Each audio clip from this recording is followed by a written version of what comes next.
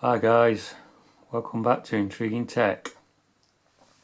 Well, I have another single board computer and it's the long awaited Raspberry Pi 5. I've had this Raspberry Pi 5 board on order since the day it was available for sale, but the first batch was sold out within hours, and the second batch of units only became available pretty soon. And this particular unit came from Texas, USA, and it's the full retail unit. I also bought myself the official power supply, and this supports 5 volts at 5 amps. It's not very common, so it was needed. And also I bought the official case as well from the Raspberry Pi company. Right, okay, let's have a look at the hardware itself. First up, let's have a look at the official power supply. 27 watts USB-C power supply. There's the barcode. And there's a little bit of the specifications on the back if you can read that.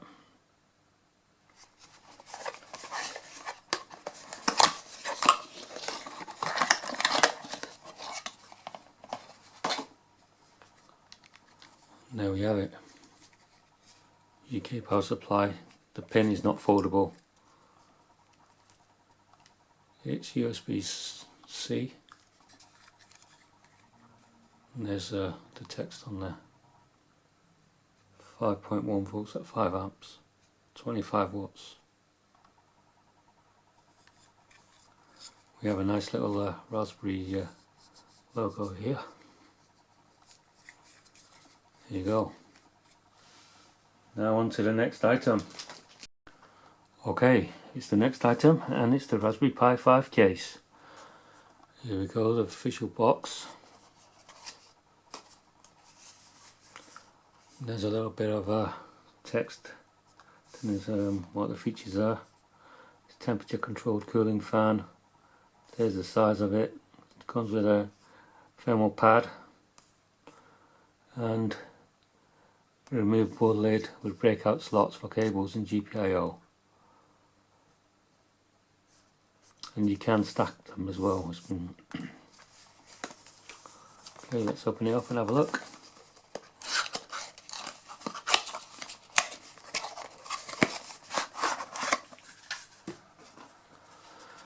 Here we have it. Raspberry logo here. Side. We have the power button here.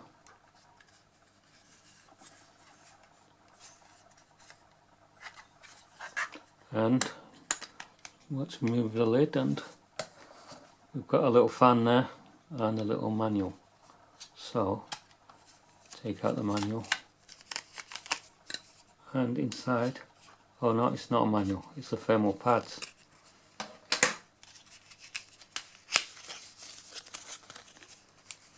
There we go, some thermal pads.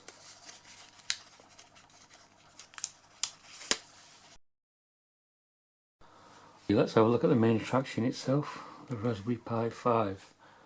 Here's a quick look at the box. It'll open here. There's 4 gig version, and we have the barcode and some technical specifications on the back. Okay, let's open it up.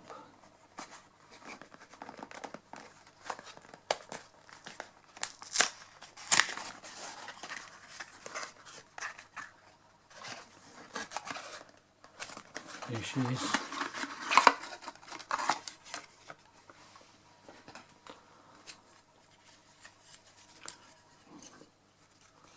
Some instructions here,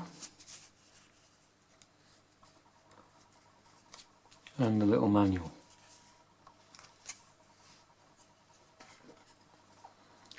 Okay, I'll zoom in on the board.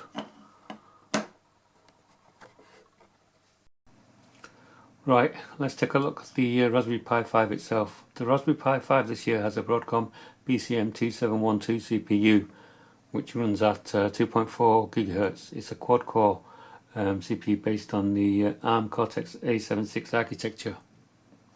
For RAM, it has DDR4 RAM, and it's available in 4 gigabytes and 8 gigabytes currently.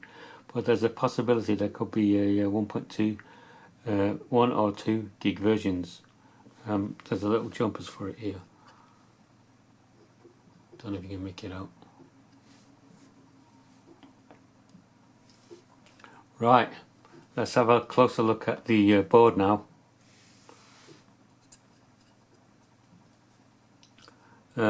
Here we have the gigabit Ethernet port. Sadly, I was hoping it would be 2.5 gigabit Ethernet, but no. Next up we have 2 USB 3.0 ports and 2 USB 2.0 ports. Let's have a look at the side here. Here we have a USB-C port, and that is for power only. And then we have the 2 micro HDMI ports. I was hoping one of these would be the larger, more standard size one, but no. Also this year we have something new. It is a power button, which is nice to see. Now let's have a look at the top. At the top we have the return of the GPIO header pins, which is great to see, and same goes for the 2 MIPI camera ports making a return. Something new this year is a PCI Express port, which is good for something like running external GPUs or SSDs, but you will have to buy a separate hat for that as well. Okay, let's turn it around and have a look at the bottom. Here's the bottom. As you can see, there's nothing new. We've got the return of the micro SD card slot. I was hoping there would be a M2 socket, but no. That's one of the major down points of this Raspberry Pi 5, I find. And the Wi-Fi chip is the same as the Raspberry Pi 4's. And something that they did remove is the 3.5mm audio jack.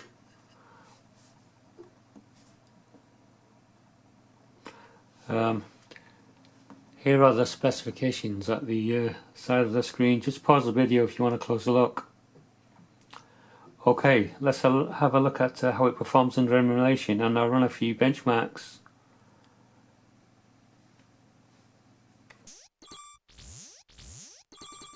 Right, let's kick things off with some Model 3 emulation. Here's a Star Wars Trilogy. It ran mostly okay with only a little slowdown.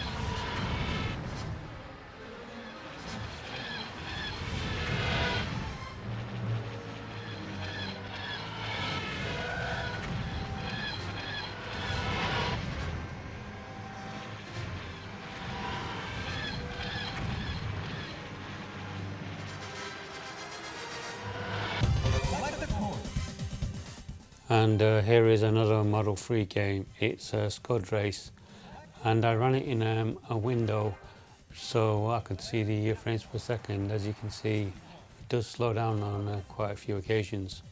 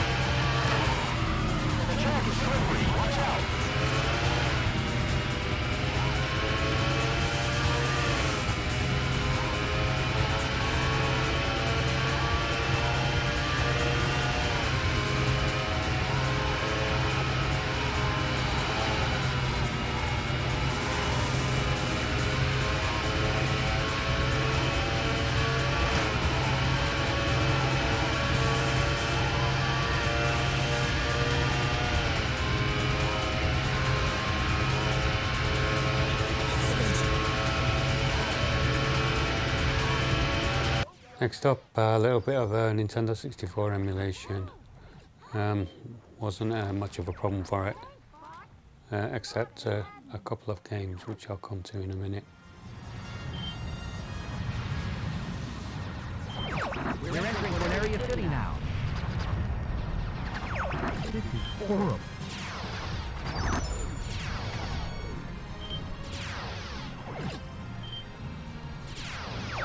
Everybody stay alert!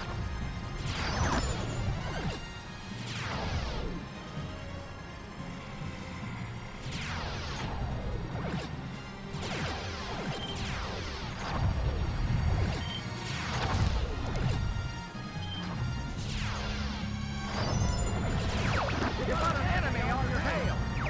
Use the brakes!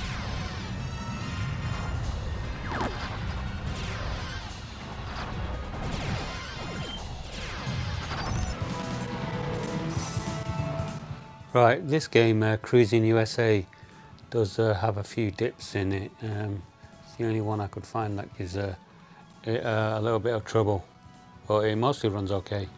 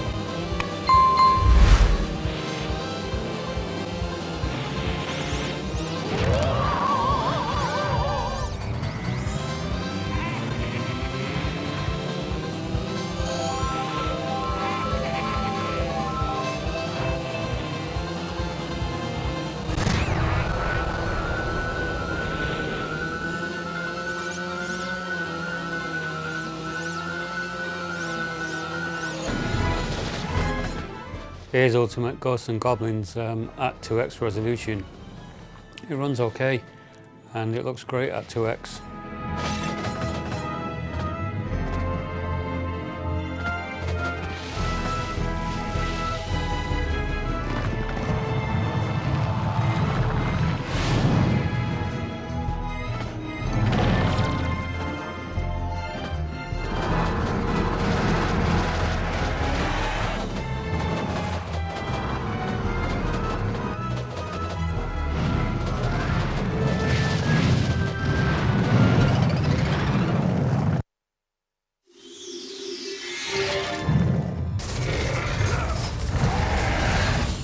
Here's a God of War Ghost of Sparta. 2x resolution was a bit too much for it, so I had to take it down to 1x.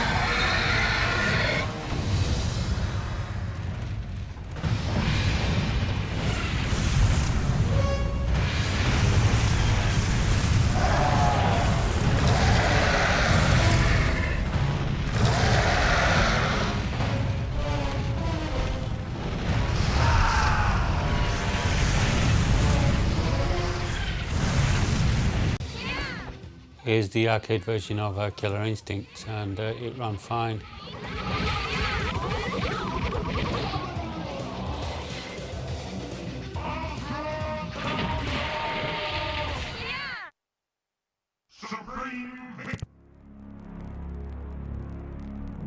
Fighter.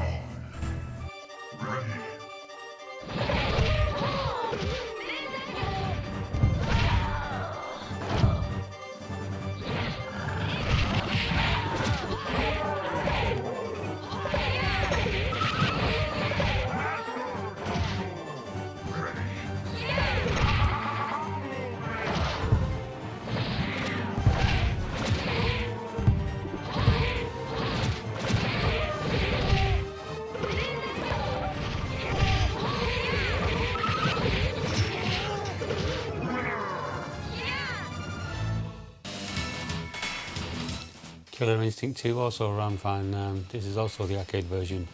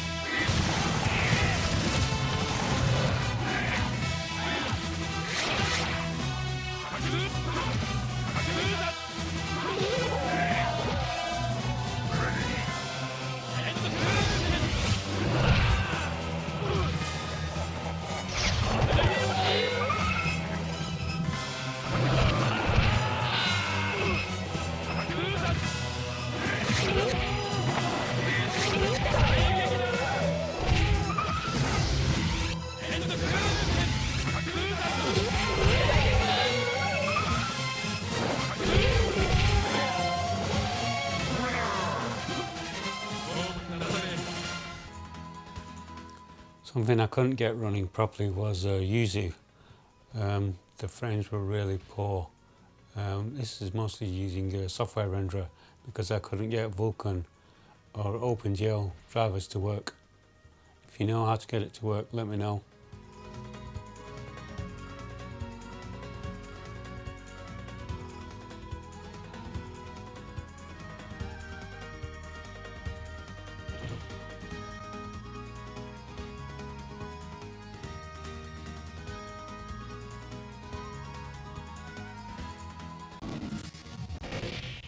Here is some PlayStation 2 emulation. It also wasn't a good experience. I couldn't get it to run properly. As you can see, the frame rate is not up to standard.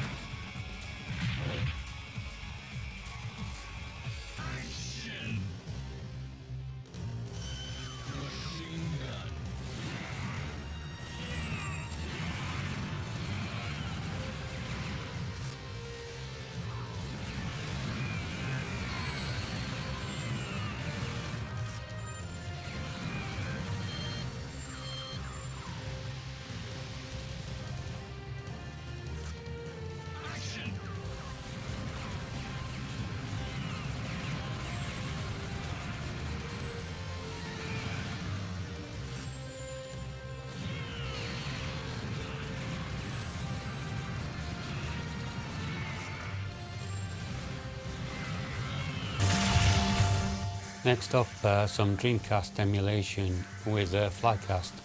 Flycast was superb on the Raspberry Pi 5. I recommend it.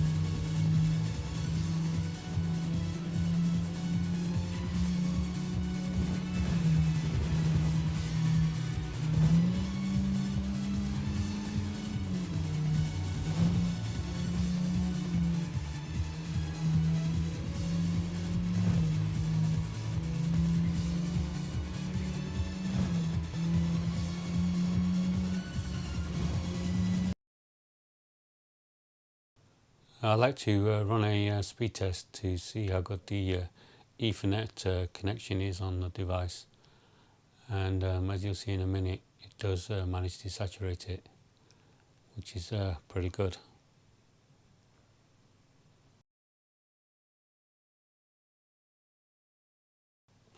Next up we have the Geek Bench 5 scores, and 605 on the single core and 1720 on the multi-core is pretty impressive for a single board computer.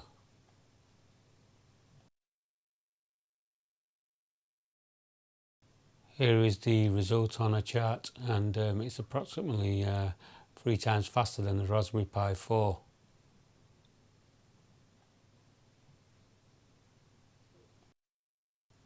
And just for completeness, I ran the Geek Bench 6 benchmark as well, and it's got 780. As I get more devices, I'll include them on a chart as well.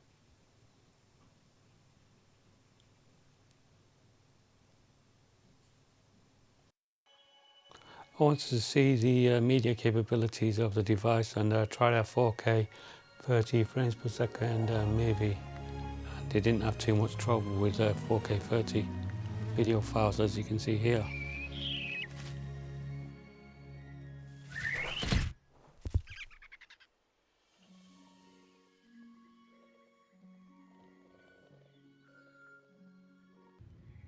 Where it did struggle was with 4K 60 frames per second playback. As you can see here, lots of lost frames.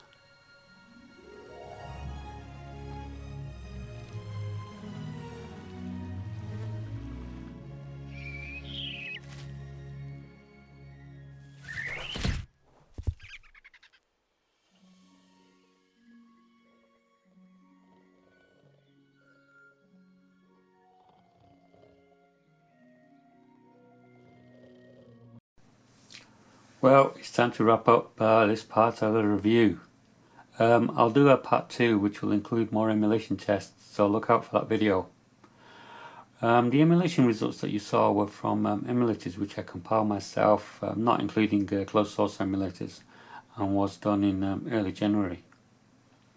Right, anyway, what I liked about the Pi 5 was that its speed increase from the Raspberry Pi 4 was more than 3 times faster. You can tell that the Raspberry Pi Foundation put most of their efforts into their new CPU, and it really showed in the emulation results. Also, one advantage that, say, something like a Raspberry Pi 5 has over other mini computers is its small form factor. You can easily fit it into arcade cabinets and joysticks, and also it has the backing of the Raspberry Pi Foundation and the open source community as well. Okay, a few negatives that I found were that the CPU gets really hot compared to the Raspberry Pi 4, that is. For example, when I was compiling Yuzu, its temperature reached 76 degrees Celsius easily, and this winter here as well.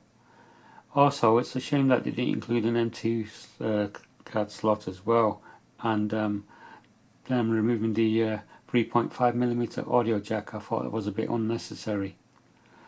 Also, the GPU suffers in some of the emulators as well. I think they could improve on the GPU. One big negative, I think, is when you include the cost of, say, the case and the power supply and the Raspberry Pi hat as well, the price easily tops £100, and for that price you could get Intel-based mini computers which might be better suited for your task as well. Anyway, thanks for watching this video, and don't forget to subscribe. It really motivates me to make more videos, and hit that like button, and I'll see you in the next intriguing tech video. Cheers.